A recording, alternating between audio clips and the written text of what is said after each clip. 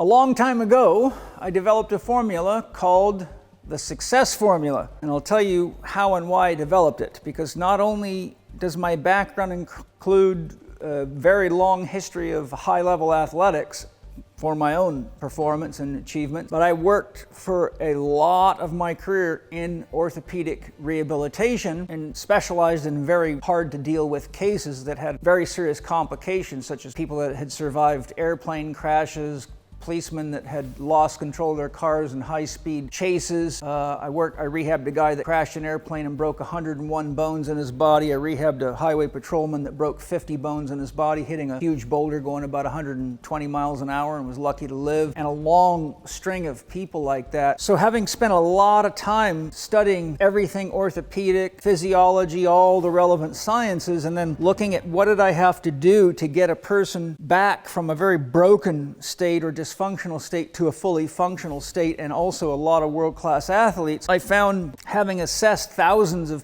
people and athletes, that wherever they had too much or too little flexibility was somehow linked to problems in their ability to move their body in an integrated way. I also found that a lot of athletes were very, very strong with things like a bench press or a deadlift or a squat, for example, but had very poor core stability because, in the language of the Chek Institute, they had developed their phasic system to be much stronger than their tonic system, which is your postural muscles and stabilizer muscles. In fact, I had a famous strongman come to me one time who could roll a frying pan, who could tear the Los Angeles City phone book in half easily, and probably deadlift 900 pounds or more. And he had like 22-inch arms. And I did a test on him called the Sorensen test, where you go across a weightlifting bench with your thighs, or you can use a glute ham machine, and you put your arms at your side so your body's horizontal. You should be able to hold a horizontal position with the axis of movement at the hip joint for 4 minutes. This guy lasted 8 seconds. Normal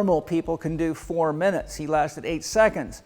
In fact, his core system was so weak and his postural stabilizer was so weak he could not brush his teeth without putting one hand on the counter to hold himself up. So there's a classic example of a very strong phasic system, but a very weak tonic system.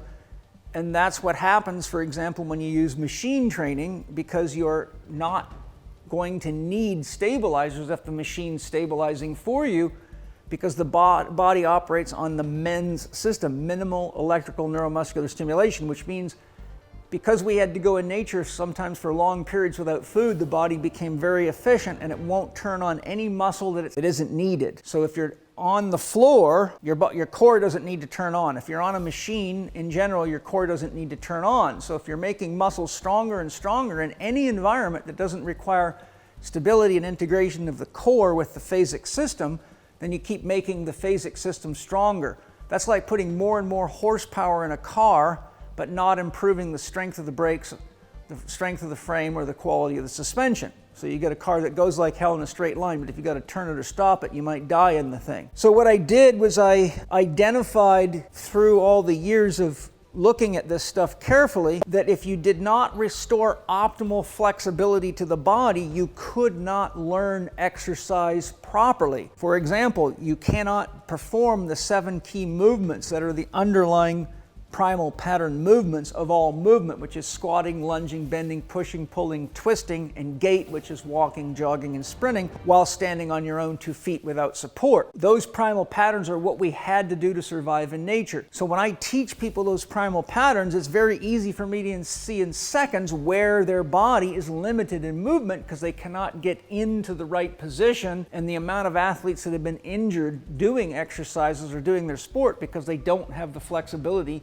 or joint mobility to get into the right position to do the exercise is beyond count. So you have to remember also that if you have flexibility deficits, then you actually will end up with mobility deficits, because if you, for example, if you keep doing abdominal crunches then sitting at a desk with poor ergonomics, as your abdominals shorten and tighten from partial range of motion exercise, it pulls you into a thoracic kyphosis, which pulls your head down and forward. Now, if you're a recreational tennis player and you go to try to serve the ball, but your abdominals have adaptively shortened, you have to over-rotate your shoulder, and when you're in shoulder flexion, from 140 degrees of flexion onward, that all comes from the thoracic spine. So now what you do is you force an impingement syndrome into the shoulder, which can tear the rotator cuff, lead to chronic inflammation and a lot of problems. So then people run around getting shoulders treated without realizing the problem is actually a deficit of range of motion in the abdominal wall and spinal extension, and inability to extend the thoracic spine.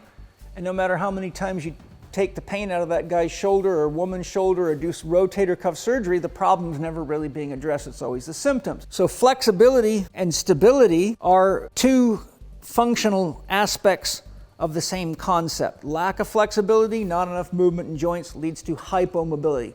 Too much flexibility leads to hypermobility, because we each have a congenital amount of flexibility, a natural amount for it that's unique for our body, and some of us are more flexible than others. For example, it's well known that swimmers usually are flexible people. People that gravitate toward yoga are very flexible people, but power lifters are often, for example, very stiff in their body because they've adapted over time from all that heavy lifting. So the key thing is we have to restore normal range of motion in all the key muscle joint systems so that a person actually can exercise and move their body correctly. And nobody can survive even a normal work-a-day home environment without those 7 primal patterns.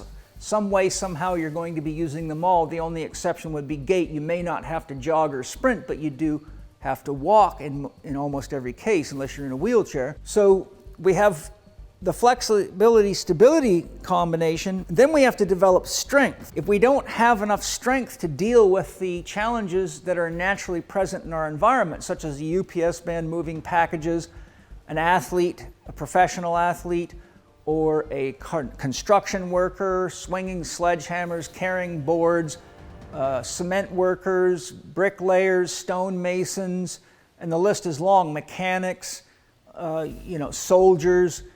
If we don't have the functional strength to do that work, well, then we're going to get injured because we're trying to do things that the body's not adequately ready to do. Finally, we have the power phase, and power exercises are the most dangerous because they're using high velocities and oftentimes eccentric loads that are very high, such as jumping down onto like a skier or a skateboarder, landing with a lot of impact. That's a lot of eccentric loading. It's very quick movements. A power movement is technically anything that you can do in less than 1 second. Some say 3/4 of a second. Don Chu says 3/4 of a second. So if you do a squat and you do it in 1001, you're on the edge of a power movement. So you'd have to go all the way down and all the way up. But if you're going faster than 1 second, now you're moving into the power training zone. Or if you take a bench press, if you can do it faster than about 0.75 of a second, then you're in the power zone. So you get a lot of eccentric loading, it's a lot of speed, and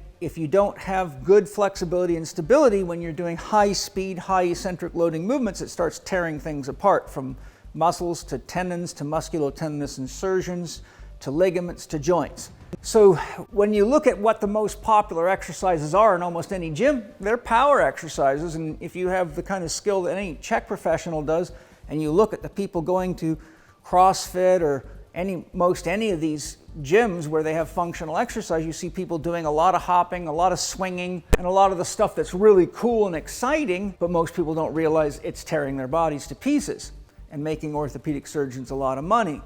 And the other thing that's very important is if developing speed and power is important to you, you cannot generate power beyond your strength capacity. For example, you can't clean and jerk a weight that you can't deadlift. It's impossible to do. So if you've got a 250-pound deadlift, you might be able to clean and jerk, let's call it 135 pounds if you've got good technique. But if you want to get your clean and jerk to a higher level, then your deadlift have to come up, because you can't accelerate something that you can't lift slowly. If you can't lift it slowly, you can't move it quickly without hurting yourself. So one of the questions that people are often asking or are concerned about is, well, do I have to do that as a global thing? Do I have to work on my whole body flexibility, my whole body stability? Does that stop me from doing power training or strength training because I've got this, problem in my low back or too tight hamstrings? Well, that's a very case-specific issue. It depends on what's going on. It depends, for example, what movement pattern it is. If somebody is in a sport like golf where they have to do a lot of rotational movement and bending movement, then if they have an issue of a lack of flexibility in the rib cage, I don't want them doing explosive movement. So I might say, I'm going to take you off of any long shots and put you into chipping, pitching, and putting, and you're going to work on perfecting that part of your game while restoring joint mobility and flexibility to your body, because if you keep doing your long game, you're going to destroy yourself faster than we can rehabilitate you. In other instances, a person might have general flexibility that's good, but they may have, for example, one of the most common, due to the fact that when people have core weaknesses, the brain recruits the hamstrings to compensate, is you see a lot of tension in the hamstrings, particularly the biceps femoris. And you can tell because those people's toes start to turn out, because the biceps femoris is an external rotator of the femur or the knee. So in a case like that, if I feel the rest of the body's working well, I can isolate the specific muscle or muscles that I need to give flexibility and have that be a prerequisite to going into your actual weightlifting or sports training, so that you're training the system how to operate from optimal functional position and retraining the brain. So in a nutshell, if you can actually isolate and then integrate it into your training, because the overall function of the system is good, but you just have a couple of key areas that need fine-tuning, and you can fine-tune them enough before training to get your body working within normal ranges of motion and normal levels of stability, you can do it. But in most cases of athletes, I have to take them all the way down into a flexibility stability phase, and oftentimes that lasts 4 to 6 weeks, while we're restoring their body, teaching them how to stretch properly, teaching them the right joint mobilizations. Then I have to build them up so that they have the adequate amounts of strength to do the power work that they need to do, and then they can do the power work. So in a nutshell, if you don't have optimal flexibility, you will not have optimal stability, because muscles and joints work together. They're like two sides of a coin. If you're doing power exercises and you don't have adequate strength, then you're not going to have good body mechanics and good lifting technique, and you're going to get yourself hurt. And all that lifting without good technique leads to length tension imbalances in muscles and disruptions in joint mechanics, which makes money for doctors and therapists but doesn't do you any good. So we pretty much have to abide by the rule: optimal flexibility, normal joint stability, which means inter-unit function, stabilizer function, and communications between the brain, the core, and the extremities. And then once we have optimal flexibility, stability, then we build you up in strength and we progress to power. And once that's done, the athlete has enough awareness of their body. They know how to stretch, they know how to do joint mobilizations, they know how to do the primal movement patterns correctly, and they become sensitive to their own onset of imbalance. So athletes, for example, as they move through the season, start to get to the last quarter or third of the season, start noticing that they're starting to have torsions in their body, such as a tennis player that always uses their right arm because that's the racket arm, or a right-handed hockey player that swings with their right hand down on the stick, or any number of imbalances. So the point I'm making there is that by doing the training properly and really mastering what you need to know to assess length tension, stretch properly, mobilize properly, and strengthen properly, they develop enough internal awareness that they don't end up having to wait till they're in pain or they're broken to go find someone like me to teach them. Just like someone who's had gluten intolerance or food allergies and food intolerance, who identified that with a doctor, cleaned those all out of their diet and got the inflammation out of their body, now becomes very, very sensitive. So even a tiny amount of gluten will set off an inflammatory process, and they will know it. But prior to that, they were eating donut after donut and pasta meals and grain cereals, and they didn't even feel it because the system was so overwhelmed that it literally shut down, because it's trying to save energy so that the person doesn't die, unfortunately. So these are very, very important concepts. These are the very concepts I've used to successfully rehabilitate people that, honestly, seen all sorts of doctors and therapists nobody knew what to do with. This is why I've been hired by professional sports teams, and have been able to take people out of medical retirement that were forced into medical retirement because doctors and therapists did not know how to progressively balance and integrate the body and build it up properly. So those are simple but profound lessons that take a lot of people a long time to learn because they're always trying to take shortcuts. Well, there is no shortcut. The best shortcut there is to do the job right the first time, and that's what I teach in the Chek Academy.